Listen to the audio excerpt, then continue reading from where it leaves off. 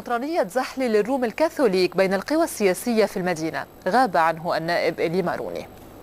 لم تكتمل فرحة الزحليين بالمصالحة بين الفعاليات السياسية بعد تغيب النائب إلي ماروني عن لقاء مطرانية زحلة بسبب استمرار الخلاف مع الوزير السابق الياس سكاف على خلفية الجريمة التي أودت بشقيق ماروني والكتائبي سليم عاصي. المطران عصام درويش الذي أكد عدم تبلغه بتغيب ماروني نفى أن يكون الأخير طلب منه صدور بيان عن الوزير سكاف يدين الجريمة. زحلة تحتاج أن نعيش بسلام، لأن قضايا الناس الاقتصادية والمعيشية هي أهم بكثير من مصالح الأشخاص.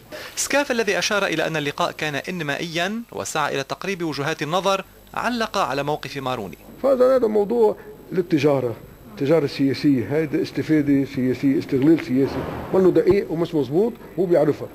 فمالش كانوا حط لها حد. هاي في دعاوى نحن بين بعضنا لأنه زي ده كثير. عم بيجرب هو يفوت بقلوب العالم وعواطف العالم انه ليك شو صارني انا، شو مسكين، شو معطل.